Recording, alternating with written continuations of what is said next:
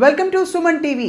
దాదాపు 60 సంవత్సరాల అపారమైన అనుభవం, వేల మంది శిశువుల్ని ప్రపంచంలోకి సురక్షితమైన ప్రసవాల ద్వారా తీసుకొచ్చిన ఘనత, కాంప్లికేటెడ్ ప్రెగ్నెన్సీస్ కి కేర్ ఆఫ్ అడ్రస్ గా, మహిళా సమస్యలకి ముఖ్యంగా ఆరోగ్యానికి సంబంధించిన అనేక కీలక సంస్థల్లో దేశవ్యాప్తంగా వారి పేరు నమోదైందంటే వారి ఘనత ఎటువంటిదో తెలుసుకోవచ్చు. ఆబ్స్టెట్రిక్స్ అండ్ గైనకాలజీ రంగంలో పెట్టింది పేరు డాక్టర్ బాలాంబ గారు మనతో ప్రస్తుతం ఉన్నారు. వారితో మాట్లాడబోతున్నాం. బాలాంబ గారు నమస్కారం.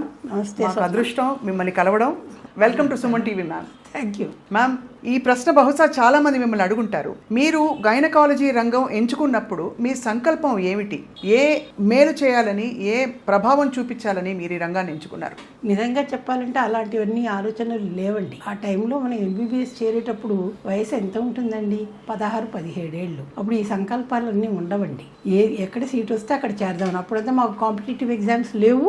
మనకి 12th క్లాస్ అంటే నేను 12th క్లాస్ చదివాను, మల్టీపర్పస్ అంటారు ఆ కాలంలో. పియూసీ కూడా ఉండేది, కానీ నేను స్కూల్ నుంచి డైరెక్ట్ కాలేజ్కి వెళ్ళాను. కాబట్టి మాకు ఇలా ఏదో దేశ సేవ చేయాలి అలాంటి సంకల్పాలన్నీ ఉండవండి. కానీ మన ఇంటి వాతావరణాన్ని బట్టి కూడా కొన్ని మనకి అభిరుచులనండి, లేకపోతే గనక కొంత డిసిప్లిన్ వస్తుంది. ఎందుకంటే మనకి నిర్ణయించిన పనిని మనకి సంతృప్తికరంగా ఎదుటివారికి సంతృప్తికరంగా చేయాలి అని చెప్పి. సో అంతేగాని నేను ఎంబీబీఎస్ చేసేసాక ఏదో దేశ సేవ చేసి ఉద్ధరించేసుకుంటాను నన్ను నేను అనలే, ఇంకోళ్ళని ఉద్ధరిస్తానని కూడా నేను అనలేదు నిజం చెప్పాలంటే. ఇంత ప్రయాణం మీరు ఇంత విజయవంతంగా కొనసాగడానికి మరి గైనకాలజీ రంగంలో మీరు ఎంచుకున్న కీలక అంశాలు ఏమిటి మహిళా సమస్యలకు సంబంధించి? మహిళా సమస్యల కంటేనండి, ఇప్పుడు నేను మొదలుపెట్టినప్పుడు నా ప్రాక్టీసు 60లో నేను 66లో పాస్ అయ్యానండి. 68 కల్లా ఉద్యోగంలో చేరిపోయాను. అప్పుడు మేము ఫస్ట్ ఉద్యోగానికి వెళ్ళినప్పుడు అండి, నాకు అలా ఒక ఊరు ఉందని కూడా తెలియదండి. కర్నూలు జిల్లాలో పత్తికొండ అనే ఒక ప్రదేశంలో నేను మొట్టమొదట పనిచేశాను. అది ఒక సింగిల్ టౌన్ తాలూకా అనుకోండి. మా నాన్నగారు ఒకటే చెప్పారు, నీకు చదువు చెప్పించేసాం, నీ కాళ్ళ మీద నువ్వు నిలబడాలి, నేను ఇక్కడ వెళ్ళను అక్కడ వెళ్ళను అని అనకూడదు. ఇందాకే చెప్పాను కదా, ఇంట్లో డిసిప్లిన్ ఎలా ఉంటే అలాగే మాకు కూడా వస్తుందని చెప్పి. అంచేత ఏం మాట్లాడుకుంటే శుభ్రంగా అక్కడికి వెళ్ళిపోయామండి. ఇప్పటిలాగా పైరవీలు అవన్నీ ఆ కాలంలో లేవు. అక్కడికి వెళ్ళిపోయిన తర్వాత నా అంతటి నేనే ఇల్లు వెతుక్కున్నాను. అక్కడ ఒక సోషల్ వెల్ఫేర్ హాస్టల్ ఉండేదండి. రెడ్డి లక్ష్మణ్ గారు ఒక ఆవిడ ఉండేవారు. అప్పటికే ఆవిడకి 80 ఏళ్ళు దాటిపోయాలండి.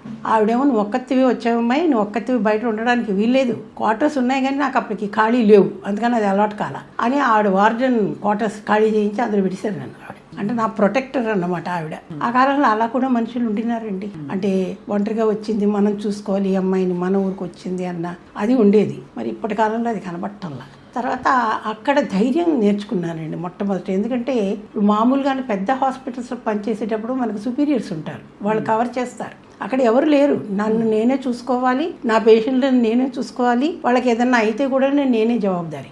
అప్పటికే మీరు గైనకాలజీ? లేదు, ఎంబీబీఎస్తోనే వెళ్ళాను. కానీ ఆ కాలంలో ఎంబీబీఎస్ అయినా కూడాను మేము కాన్పులు చేయగలము, సిజేరియన్లు చేయగలము, ఆపరేషన్లు కూడా చేయగలము. అలా మాకు ట్రైనింగ్ ఉండేదండి. ఇప్పుడు ఎండీలు ఎంఎస్లు అయినా కూడా కొన్ని రోజులు పనిచేసిన తర్వాత కానీ వాళ్ళకి ఆ ధైర్యం రావట్లేదు. అలాంటి చోట్ల పనిచేస్తే మరి ఆటోమేటిక్గా ధైర్యం వస్తుంది. మాకు ఒక సీనియర్ మెడికల్ ఆఫీసర్ ఉండేవారండి, డాక్టర్ ఆంజనేయులు గారిని. ఆయన ఇప్పుడు లేరు. ఆయన నాకు చాలా ధైర్యం చెప్పేవాడు. ఎందుకంటే నాది ఫస్ట్ పోస్టింగ్, ఆయనకి అప్పటికే ఆయన కొంచెం సీనియర్ బాగాను. అంచేత ఆయన నేనున్నానమ్మాయి, నువ్వేం భయపడకు, నువ్వు చూసుకోనివారు అనమాట. అందుకని ధైర్యంగా అన్నీ చేసామండి. అప్పుడు 2 ఏళ్ళు అక్కడ పనిచేశాను. దాని తర్వాత నాకు అప్పటికి పెళ్ళి అయింది. పోస్ట్ గ్రాడ్యుయేషన్కి కర్నూలు మెడికల్ కాలేజ్లో చేరాను. ఎందుకంటే మా హస్బెండ్ కర్నూలు నుంచి, కాబట్టి అక్కడే చేరిపోయాను అనమాట. కానీ గైనకాలజీ ఎంచుకోవడం వెనక ఏదో కారణం ఉంటుంది. కారణం అంటే నేను ముఖ్యంగా మా హస్బెండ్ని చెప్పాలండి. ఆయన ఏమన్నాడు, నాకు ముందర ఎండి జనరల్ మెడిసిన్ చేయాలని ఉండేది. ఇప్పుడు దాన్ని ఇంటర్నల్ మెడిసిన్ అంటారు. ఆయన అన్నది ఎంబీబీఎస్లోనే మనకి అన్నీ చేయగలం కదా, ఎండి చదివినా అదే చేస్తాం, ఎంబీబీఎస్ చదివినా అదే చేస్తాం. కానీ ఆబ్స్టెట్రిక్స్ గైనకాలజీ అంటే స్పెషాలిటీ, మరి ఆడవాళ్ళకి అవన్నీ చెయ్యాలి కదా. నువ్వు జనరల్ మెడిసిన్ చేస్తే మాత్రం నీ దగ్గర మగవాళ్ళు వస్తారని ఎవరు చెప్తారు? ఆ కాలంలో మగవాళ్ళు ఆడ డాక్టర్ల దగ్గరికి అంత వచ్చేవారు కాదు, ఇప్పుడైతే వస్తున్నారు. కానీ కాబట్టి నువ్వు ఆబ్స్టెట్రిక్స్ చేస్తే బాగుంటుందేమో అన్నారు. సరే, ఇంట్రెస్ట్ లేకపోయినా చూద్దామని చేరిపోయాను. నాకు సీట్ వచ్చి చేరిపోయాను. చేరాక నాకు ఇంట్రెస్ట్ పుట్టింది. ఎందుకంటే మంచి ప్రొఫెసర్స్ ఉండినారు మాకు అక్కడ, బాగా నేర్పించారు. ఎలా అంటే ఛానలైజ్ చేయడం అనమాట మన ఇంట్రెస్ట్ని పేషెంట్ పరంగాను. అంటే పేషెంట్ సెంట్రిక్గా ఎలా ఉండాలి ఒక డాక్టర్ అన్నది అక్కడ నేర్చుకున్నానండి. ఉదాహరణకి మ్యామ్, అంటే ఉదాహరణకి అంటే అక్కడంతా చాలా పూర్ ప్లేస్ అండి. రాయలసీమ చాలా పూర్గా ఉంటుంది, మీకు తెలుసు కదా. గవర్నమెంట్ హాస్పిటల్కి ఎలాంటి వాళ్ళు వస్తారండి, ఏం లేని వాళ్ళే వస్తారు చాలా మటుకు. అప్పుడు ఇప్పుడు ఉన్నంతగా ప్రైవేట్ హాస్పిటల్స్ కూడా ఏం పెద్ద లేవు. ఎక్కువగా మిషన్ హాస్పిటల్స్ ఉండేవి. కాబట్టి చాలామంది అలాంటి వాళ్ళే వచ్చేవాళ్ళు. వాళ్ళకి ఎనీమియా కానీ ఏదైనా కానీ కొన్ని సందర్భాల్లో డాక్టర్లే బ్లడ్ ఇవ్వడం కూడా జరిగేదండి. నేను కూడా ఇచ్చున్నానండి బ్లడ్. ఓ పేషెంట్కి ఆపరేషన్ చేసి ఎవడు లేకపోతే, ఎందుకంటే అప్పుడు బ్లడ్ ఇవ్వడం అంటే అందరు పారిపోయేవాళ్ళు. అంచేత ఆపరేషన్ చేసి బ్లడ్ ఇచ్చి, నేను ఇచ్చింది కాక మా ఆయన్ని కూడా అదే గ్రూపు, నాయన నువ్వు కూడా రెడీగా ఉండు అవసరమైతే అన్నాడు. అంటే అంతలాగా మమ్మల్ని ఇక్కడ ప్రేరేపించారండి మా సీనియర్స్, మా టీచర్స్. అన్నీ మేమే చేసేవాళ్ళం అండి. ఆ కాలంలో గ్రూపింగ్ మేమే చేయాలి, క్రాస్ మ్యాచింగ్ మేమే చేయాలి, బ్లీడ్ కూడా మేమే చేసుకోవాలి. అలాంటి పరిస్థితుల్లో అప్పుడు మేము పనిచేసాం. ఇప్పుడు డాక్టర్లకు అవన్నీ ఏమీ రావండి. ఎందుకంటేను ఇప్పుడు అన్నిటికీ టెక్నీషియన్స్ ఉన్నారు. ఎందుకంటే మనం చాలా ముందుకు వెళ్ళిపోయాము, అభివృద్ధి చెందింది మెడిసిన్ కూడాను, అన్నిటికీ టెక్నీషియన్స్ వచ్చేసారు. కాబట్టి ఇప్పుడు పరిస్థితులు అవన్నీ ఏం లేవండి. అప్పుడు ఇన్ఫ్రాస్ట్రక్చర్ కూడా చాలా తక్కువ ఉండేది. అనిస్థెటిస్టులు కూడా, అంటే మత్తు డాక్టర్లు కూడా చాలా తక్కువ మంది ఉండేవాళ్ళు. అంత పెద్ద హాస్పిటల్కి ట్రామా, సర్జరీ, ఆర్థోపీడిక్స్, గైనీ అన్నిటికీ కలిపి ఒకటే ఒక మత్తు డాక్టర్ గారండి. కాబట్టి లోకల్ అనిస్థీసియాలు చేయడం కూడా అక్కడే నేర్చుకున్నామండి మేము. కాబట్టి అంటే మనం క్లిష్ట పరిస్థితుల్లో పనిచేస్తే ఆటోమేటిక్గా మనం నేర్చుకోగలమండి. ఎలా మేనేజ్ చేయాలి, పేషెంట్కి ఏమీ కాకుండా ఎలా కాపాడాలి అన్నది అనమాట. అక్కడి నుంచి నా ప్రయాణం మొదలైందండి. తర్వాత అక్కడే కొన్ని రోజులు పనిచేశాను. అప్పుడు తర్వాత ఎండీ చేయాలి అని, నేను ఉస్మానియా మెడికల్ కాలేజ్ స్టూడెంట్ కాబట్టి అప్పటికి 6 పాయింట్ ఫార్ములా ఒకటి వచ్చేసిందండి. అక్కడ చదివితే అక్కడికి పోవాలా. ఆ లోకల్ రీజియన్లోనే మనకి సీట్లు వస్తాయన్నమాట. హైదరాబాద్లో వచ్చేసి ఎండీ చేసుకుని మళ్ళీ అప్పుడు మా హస్బెండ్ ఇంకా కర్నూలు మెడికల్ కాలేజ్లోనే పనిచేస్తున్నారు. అక్కడికి మళ్ళీ అసిస్టెంట్ ప్రొఫెసర్గా వెళ్ళిపోయానండి. ఎంత గొప్పగా ఉంది మ్యామ్. అంటే మీరు రక్తం ఇవ్వడం అంటే ఎంత పేషెంట్ని ఓనప్ చేసుకుంటే మీరు. నేనే కాదండి, ఆ కాలంలో చాలా మంది డాక్టర్లు చేసేవాళ్ళండి ఆ పని. అంచేత నేనేదో చాలా గొప్పగా చేశాను నేను చెప్పనండి. ఎందుకంటే ఇప్పటికీ కూడాను మీరు ఆశ్చర్యపోతారండి. మన గవర్నమెంట్ హాస్పిటల్తో కొన్నిసార్లు మెడికల్ స్టూడెంట్స్ బ్లడ్ ఇస్తారండి. పేషెంట్ వాళ్ళకి ఎవరు లేకపోతే చాలా బ్లడ్ కావాలంటే, ముఖ్యంగా కార్డియాలజీ అలాంటి చోట్లలో, లేకపోతే ట్రామా కేసెస్లోను. కానీ అవన్నీ మేము అడ్వర్టైజ్ చేయం కదండి. ఇప్పుడు గవర్నమెంట్లో ఎలాగంటే మనం ఏదన్నా రాయాలి అంటే మా director of medical education permission తీసుకోవాలి. ఈ న్యూసెన్స్ అంతా ఎందుకని ఇవన్నీ బయటికి రావండి. ఇప్పటికీ కూడా మెడికల్ స్టూడెంట్స్ బ్లడ్ ఇస్తారండి, కాపాడతారండి. కానీ నాకు ఎక్కడ కొంచెం కష్టంగా అనిపిస్తుందంటే గవర్నమెంట్ హాస్పిటల్లో అందరూ తీసి పారేస్తారండి. ఎక్కడ కానప్పుడు ఎక్కడికి రెఫర్ చేస్తారండి? గవర్నమెంట్ హాస్పిటల్కే రెఫర్ చేస్తారు. అక్కడే వాళ్ళు బతుకుతారు. కానీ గవర్నమెంట్ డాక్టర్స్ చేసే పనిని ఎవరైనా అప్రిషియేట్ చేస్తున్నారా అండి? చేయరు. ఏమంటే చాలా మురికిగా ఉంటుంది, అక్కడ క్లీన్లీనెస్ ఉండదు. క్లీన్గా ఎవరు పెట్టాలి? పేషెంట్లు పెట్టాలి. పేషెంట్లతో వచ్చేవాళ్ళు ఎవరు? అటెండెన్స్ వాళ్ళు పెట్టాలి. మరి వాళ్ళకి దాని గురించి శానిటేషన్ గురించి ముఖ్యంగా తెలియాలి కదా. వచ్చేవాళ్ళు ఎవరు? చాలా బిలో పవర్టీ లైన్ వాళ్ళే వస్తారు అక్కడికి. ఒక కాలంలో మాకు పెద్ద వాళ్ళు కూడా గవర్నమెంట్ హాస్పిటల్లోనే వచ్చి ట్రీట్మెంట్ తీసుకునేవాళ్ళు అండి, ఆపరేషన్లు చేసుకునేవాళ్ళు. ఇప్పుడంటే 5 స్టార్ హాస్పిటల్స్ వస్తే అందరు అడ్డుకి వెళ్ళిపోతారు. ఆ కాలంలో ఎవరైనా మా దగ్గరికే రావాలి కదా. కానీ వచ్చినా కూడా వాళ్ళు మేము ఇంప్రూవ్ చేయాలి, మేము చేయాలి. ఇప్పటికి కూడా మీరు చూడండి, గవర్నమెంట్ పరంగాను హెల్త్ బడ్జెట్ చాలా తక్కువ ఉంటుందండి. మరి బడ్జెట్ తక్కువ ఉంటే ఎలా ఇన్ఫ్రాస్ట్రక్చర్ ఇంప్రూవ్ అవుతుందండి? చాలా సమంజసమైన ప్రశ్న. అంటే గవర్నమెంట్ హాస్పిటల్ మీద నమ్మకం ఇప్పటికీ మీరు అన్నట్టు ఎవరు తీసుకునే కేసెస్ వాళ్ళు తీసుకుంటారు గవర్నమెంట్ హాస్పిటల్స్లో. ఎందుకంటే మీరు రెసిస్ట్ చేయడానికి లేదు కదా. రెసిస్ట్ చేయడానికి ఇప్పుడు ప్రైవేట్ హాస్పిటల్స్లో రైట్ ఆఫ్ అడ్మిషన్ వాళ్ళది, కానీ గవర్నమెంట్ హాస్పిటల్ అలా కాదు, ఎవడొచ్చినా తీసుకోవాల్సిందే. కానీ ఎంతమంది బతికి బట్టకట్టి బయటికి వెళ్ళలేదండి. కానీ ఎవరైనా అప్రిషియేట్ చేస్తారు? పేషెంట్లే అప్రిషియేట్ చేయరు. అంతా ఈ బయటికి వెళ్ళి అంతమంది డాక్టర్లు మా మెడికల్ స్టూడెంట్స్ బ్లడ్ ఇచ్చి వాళ్ళు బతికినా కూడా నాకు ఇచ్చారు వాళ్ళు బ్లడ్ అని ఎవడైనా చెప్తాడా అండి? ఎందుకంటే వాళ్ళు ఫేస్బుక్లో, ఇన్స్టాగ్రామ్లో రారు కదా ఆ పేషెంట్లు. చాలా గొప్పగా ఒక్క మాటలో చెప్పారు. మీ అనుభవం ఎంతటిదో అర్థమవుతుంది మ్యామ్. కానీ మీ విషయంలో మాత్రం మీరు ఎక్కడ ఉంటే మీ పేషెంట్లు అక్కడికి వస్తారు. మీ మీద వాళ్ళు కల్పించుకున్న నమ్మకం అది, మీ మీద ఉండే గురి అది. బహుశా ఇది చాలా అడగకూడని ప్రశ్నే. ఎన్ని వేల డెలివరీలు మీరు చేస్తుంటారు? అయ్యో తెలియదండి, లక్షలు కూడా ఉండొచ్చు. అంటే మనకి రోజుకి ఎన్ని అవుతాయి మ్యామ్ ఊరికి? అంటే గవర్నమెంట్ హాస్పిటల్లో అయితేనండి ఒక అసెంబ్లీలోనే అనుకోండి, నేను మెటర్నిటీ హాస్పిటల్లో పనిచేశాను. రోజుకి 85 నుంచి 100 డెలివరీలు అయ్యేవండి. అబ్బో, అంటే ఎంతమందిని మేము డెలివరీ చేసేవాళ్ళం మీరు చూడండి. అసెంబ్లీలోనే అంటే వీళ్ళ డెలివరీ కానీ మరి ఆ బెడ్ కావాలి కదా మాకు, వేరే పేషెంట్ వచ్చేస్తుంది, దింపేసి ముందర వేరే బెడ్లోకి వేసి ఆమెను ఇక్కడ వేయాలన్నమాట. అందరు అంటారు ఒక మంచం మీద 2 ఉన్నారు, ఒక మంచం మీద 3 ఉన్నారు అంటే మరి బెడ్స్ లేకపోతే డాక్టర్లు ఇచ్చిస్తారండి, వాళ్ళకి ఏదో ఒక చోట చూపించాలి కదా, మీరే చెప్పండి. అలా అన్ని డెలివరీలు అయ్యేవి. అన్ని డెలివరీలే కాకుండాను కనీసం 20 నుంచి 25 వరకు సిజేరియన్లు కానీ వేరే ఆపరేషన్లు కానీ, అంటే ఎమర్జెన్సీ థియేటర్ కూడా ఆపకుండా నాన్ స్టాప్ 24 అవర్స్ రన్ అయ్యేది. ఒక డాక్టర్లుగా మేమే కాదు, పారామెడికల్ స్టాఫ్ పనిచేయాలా, శానిటేషన్ స్టాఫ్ పనిచేయాలా, అనిస్థెటిస్టులు పనిచేయాలా, నర్సెస్ పనిచేయాలా, అందరూ కలిసి పని చేస్తేనంటే మేమంతా టీం వర్క్ కావాలండి. అక్కడ గవర్నమెంట్లో చేసే టీం వర్క్ చాలామంది అప్రిషియేట్ చేయరండి. ఇది టీం వర్క్. మెడికల్ మేనేజ్మెంట్ అన్నదే ఒక టీం వర్క్, ఒక్క డాక్టర్తో కాదు. అది డాక్టర్ వచ్చి ఇప్పుడు మా నర్స్ ఇక్కడే ఉన్నారనుకోండి, ఆవిడ కూడా మీరు చూశారు కదా, వాళ్ళు పేషెంట్లు లోపల పంపిస్తారు, చాలా కంట్రోల్ చేస్తారు. తర్వాత నర్సెస్ ఎక్కువ టైం గడుపుతారండి డాక్టర్ల కంటే కూడా పేషెంట్లతోటి, కాబట్టి వాళ్ళు కూడా బాగుండాలి. సో అల్టిమేట్లీ ట్రైనింగ్ అన్నది చాలా ఇంపార్టెంట్ అండి. ఈ ట్రైనింగ్ అన్నది ఇప్పుడు చాలా మటుకు తగ్గిపోయిందండి. అంటే మునుపున్న టీచర్స్ కానీ, మా ఒక్క స్పెషాలిటీ అని అనను, అన్ని స్పెషాలిటీస్లోనూ, అంటే మెడిసిన్ అని కూడా అనను, అన్ని విధాలుగాను. మేము స్కూల్లో చదివేటప్పుడు అండి మా టీచర్లంతా బాగా చదివే వాళ్ళ మీద దృష్టి పెట్టేవాళ్ళు కాదు, బాగా ఎవరు చదవరో వాళ్ళ మీద ఎక్కువ దృష్టి పెట్టేవాళ్ళు, వాళ్ళు అంటే బ్యాక్ బెంచర్స్ మీద అన్నమాట. ఇప్పుడు అలా కాదు కదండి, బాగా చదివే వాళ్ళ మీదే పెడుతున్నారు. ఎందుకంటే కాంపిటీషన్ ఎక్కువైపోయింది. ఇప్పుడు నా స్కూల్లో మా పిల్లలకి సీట్లు వస్తే నాకు గొప్ప, ఇంకొంతమంది ఎక్కువ చేరతారు ఇక్కడ. అంటే అంత కమర్షియలైజ్ అయిపోయిందండి. ఆ కాలంలో ఇంత కమర్షియలైజేషన్ లేదండి. మీరు హ్యాండిల్ చేసిన కేసెస్లో ఎన్నెన్నో ఛాలెంజెస్ వచ్చి ఉంటాయి మ్యామ్. మీకు గుర్తుండిపోయిన క్రిటికల్ కేసు ఏది మ్యామ్? ఒకసారి అండి ఒక పేషెంట్ వచ్చింది, ఏదో క్లాస్లో ఉన్నాం మేము మధ్యాహ్నం మెటర్నిటీ హాస్పిటల్లోనే. మా మత్తు డాక్టర్ గారు అందుబాటులో లేరండి. అదేమో రప్చర్ యూట్రస్ అంటారంటే డెలివరీ టైంలో గర్భాశయం చిరిగిపోయిందనమాట, పగిలిపోయిందంటారు. దానికి ఆపరేషన్ వెంటనే చేయకపోతే చచ్చిపోతుంది పేషెంట్. మా సూపరింటెండెంట్ పిలిచి డాక్టర్ బాలమ్మ నువ్వు వెళ్ళి నువ్వు వెంటనే ఆపరేషన్ చేయాలి, లోకల్ అనెస్థీసియా చేసే అన్నారు. అంటే ఇప్పుడు ఎవరు లోకల్ అనెస్థీసియా చేసేంత ధైర్యం లేదు. మేమంతా ఆ కాలంలో ట్రైనింగ్ కదండి. నేను లోకల్ అనెస్థీసియాలో ఆ పేషెంట్కి హిస్టెక్టమీ చేశానండి. అంటే అంత టర్షరీ కేర్ హాస్పిటల్లో కూడా మేము లోకల్ అనెస్థీసియాలో చేయాల్సి వచ్చిందండి. కానీ పేషెంట్ బాగుంటుంది, పేషెంట్ మాకు థ్యాంక్స్ చెప్పక్కర్లేదండి, కానీ మాకు జాబ్ సాటిస్ఫాక్షన్ ఉంటుంది. పేషెంట్ బాగుంది, ఇంటికి వెళ్ళిపోయింది, ఆ మిగతా పిల్లలకు ఒక తల్లి ఉంది, అది ముఖ్యం కదండి. అవును అవును అవును.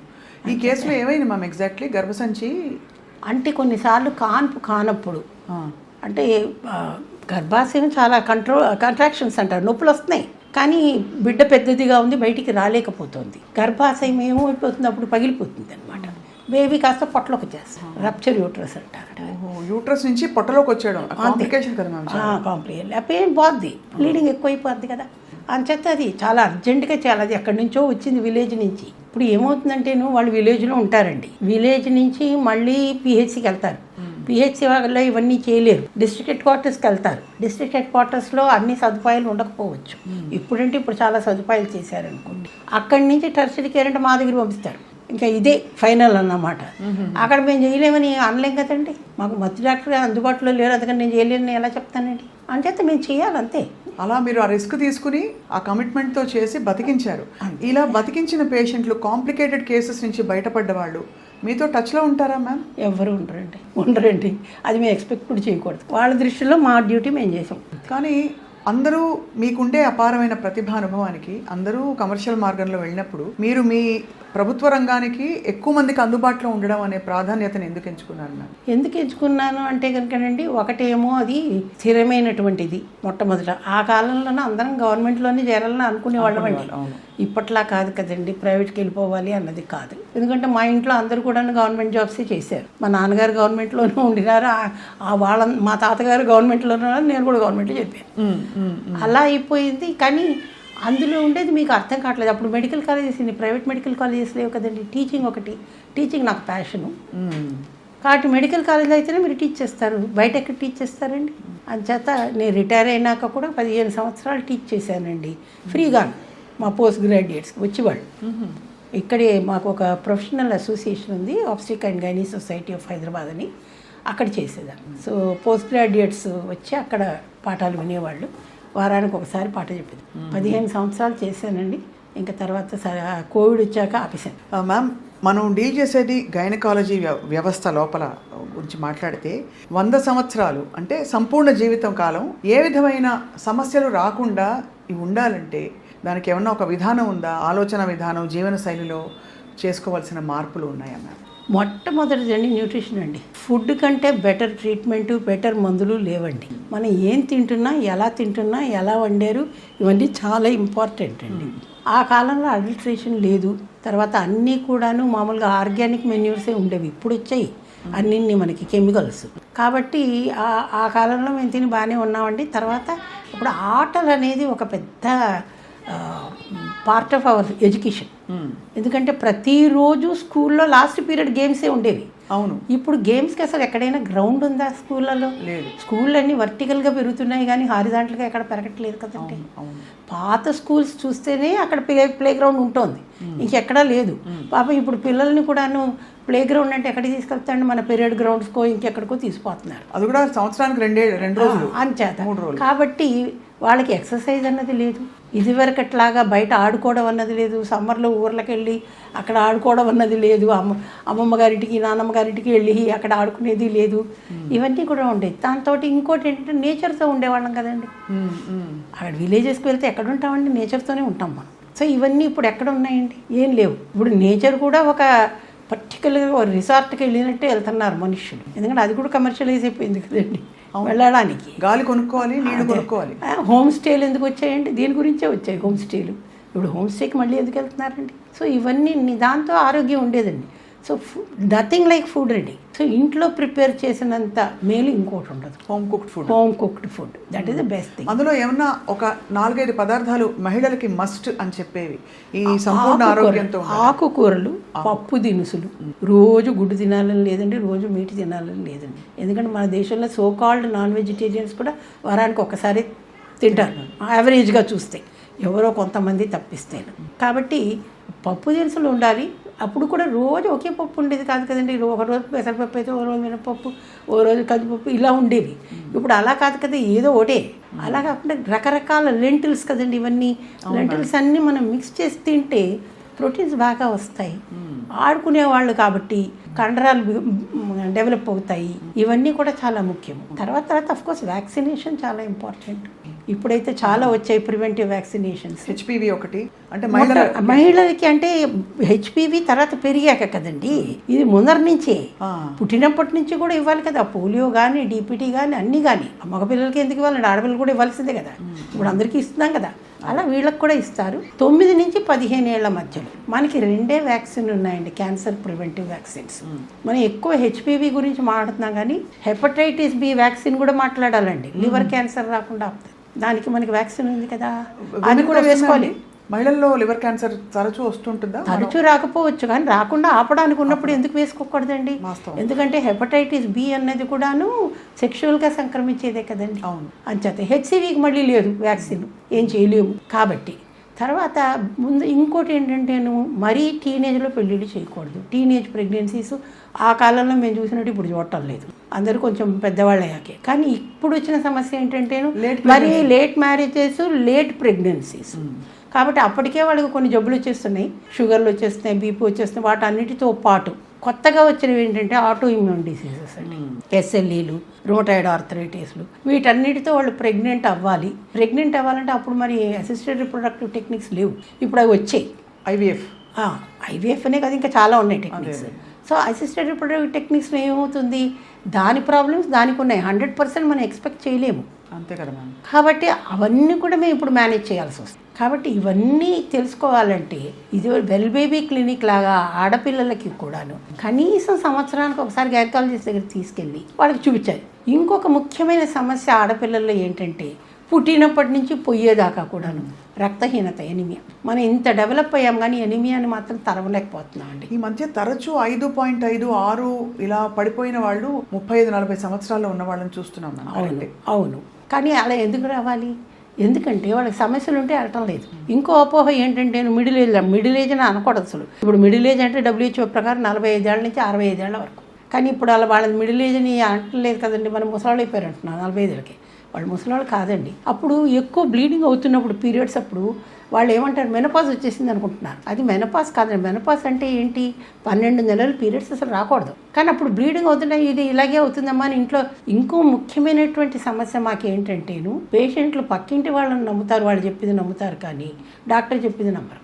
డాక్టర్ చెప్పిన సలహా తీసుకోరు. మరి ఇది తర్వాత ఇప్పుడు మనకి కొత్తగా ఒక వాట్సాప్ యూనివర్సిటీ వచ్చింది. అందులో ఏది ఉంటే అది, అందరి చేతుల్లో ఫోన్లు ఉన్నాయి కదండి, అందరి చేతితో స్మార్ట్ ఫోన్స్ ఉన్నాయి.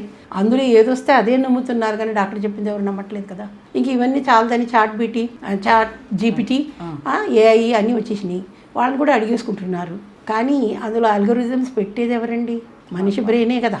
మనిషి బ్రెయినే మిడిమిడి జ్ఞానంతో ఉన్న వీడియోలు కూడా అందులో ఫ్యాక్టర్ అవుతాయి. బాగా టైం ఉన్నవాళ్ళు, బాగా పని ఉన్నవాళ్ళు టైం ఉండదు, పెట్టరు. టైం లేని వాళ్ళని అదంతా పెడతారు. ఇప్పుడు మీకు వాట్సాప్లో ఇవన్నీ పెట్టాలంటే కూడా టైం కావాలి కదండి.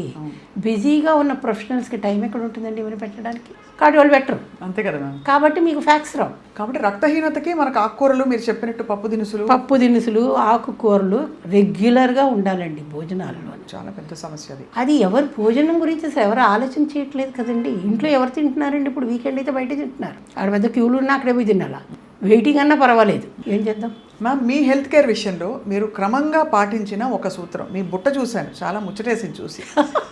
అసలు బుట్టలో భోజనం తీసుకుని రావడం ఇప్పటికీ. నేనే వంట చేసుకుంటానండి. పొద్దునే వంట చేసుకుని నేను డబ్బా కట్టుకొని వస్తున్నాను. 1:30కి నేను టైమింగ్స్ అండి. 9 o'clock breakfast, 1:30 lunch, 8 o'clock dinner. మధ్యలో ఏం ఉండదు, ఎప్పుడో ఒకసారి టీ ఉంటుంది అంతే. పొద్దున్న లేవని కాఫీ ఉంటుంది. భోజనంలో మీరు చెప్పినట్టే బ్యాలెన్స్డ్ మీల్ తీసుకుంటారు? అన్నీ ఉంటాయి, అన్నీ తింటారు. అందులో నేను వెజిటేరియన్ కాబట్టి ఇంకా చాలా జాగ్రత్తగా బోల్డ్ వెజిటబుల్స్ తింటాను. బోల్డ్ వెజిటబుల్స్ చాలా ఎంత బాగుందో వినడానికి మ్యామ్. ఫైనలీ మ్యామ్, 1-2 ప్రశ్నలు మాత్రమే మిగిలాయి. ఈ మధ్యకాలంలో అందరూ ఇప్పటికి కూడా న్యూస్ పేపర్లో కట్టిస్తారు, ఇది ఒక సిగ్గుచేటు. శానిటరీ ప్యాడ్స్ గురించి మాట్లాడుతున్నారు. అవును, ఇదిగో ఈ శానిటరీ ప్యాడ్స్ తీసుకొచ్చాను, చాలా పాపులర్ బ్రాండ్ ప్యాడ్స్ ఇవి. వీటిలో కాటను, నైలాను, పాలియస్టరు, వీటి వల్ల కూడా మనకి క్యాన్సర్లు వస్తున్నాయని, థర్మోకోల్ కూడా ఉంటుందండి అని అంటున్నారు. థర్మోకోల్ కూడా ఉంటుంది. ఇది సేఫా కాదా అన్న ప్రశ్నకి చాలామంది ఒక సమాధానం కోసం ఎదురు చూస్తున్నారు. దీంట్లో ముఖ్యంగా అండి ప్లాస్టిక్ పెడతారండి.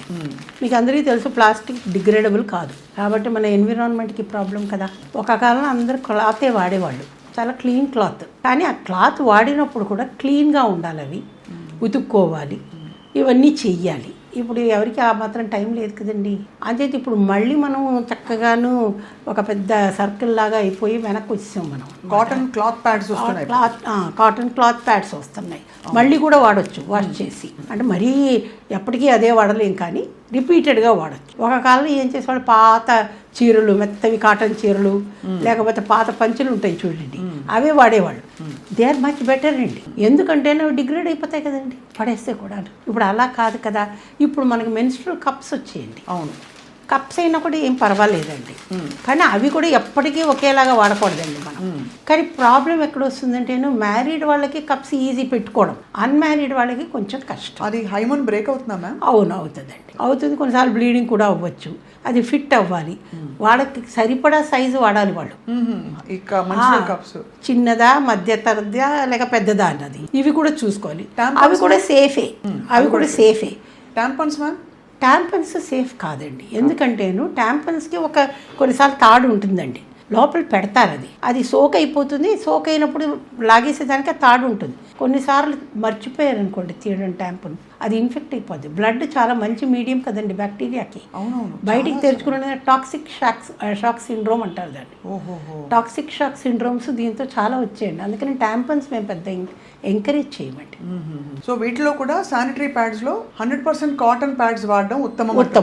భారతదేశం అంతా ఇప్పుడు అన్హెల్దీగా మారిపోయి ఇది వరకు లేనివన్నీ కొత్త పుట్టుకొచ్చేసాయి. మీరు కొంత ఆల్రెడీ చెప్పారు, ఆటలు లేవు, ఆహారం మారిపోయింది, ఇంట్లో వంటలు చేసుకోవట్లేదని చెప్పి.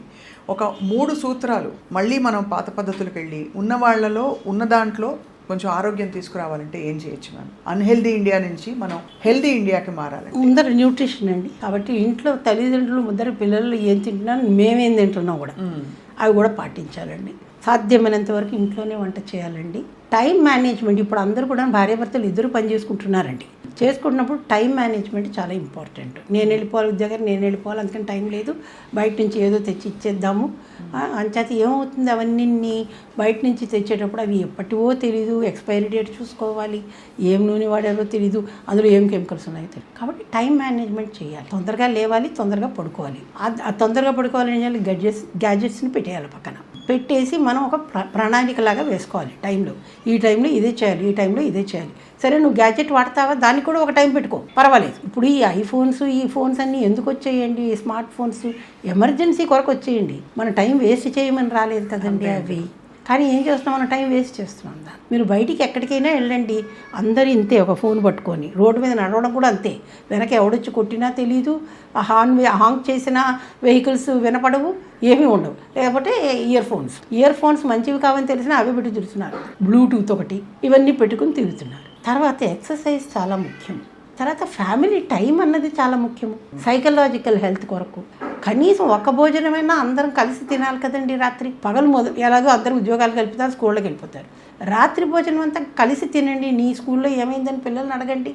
అంత డిసోసియేటెడ్గా ఎందుకు ఉండాలండి మనం? కాబట్టి ఇవన్నీ చాలా ముఖ్యం. హస్బెండ్స్ కూడా వైఫ్కి సహాయం చేయాలి. ఒక కాలంలో జాయింట్ ఫ్యామిలీస్ కాబట్టి పిల్లలు చూసుకోవడం అంత కష్టమయ్యేది కాదు.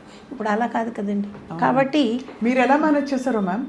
మా హస్బెండ్ చాలా హెల్ప్ చేసేవారండి నాకు. వాళ్ళని తయారు చేసేవాళ్ళు. అప్పుడు గ్రాండ్ పేరెంట్స్ ఉండేవాళ్ళు కదండి. మీ డెలివరీలు కూడా మీరు హాయిగా మీరు మానిటర్ చేసుకుని ఏముందండి, శుభ్రంగా మా హాస్పిటలే కర్నూలులో నేనే వెళ్ళిపోయి నేను పడుకునేదాన్ని. మా ఆయన ఇంట్లో ఉండేవాడు. డెలివరీ అయిపోయేది, మర్నాడు వచ్చేసి ఇంటికి వచ్చేసేవాళ్ళం మేము. ఇప్పుడు అలా కాదు కదండి, అవన్నీ నార్మల్ డెలివరీ.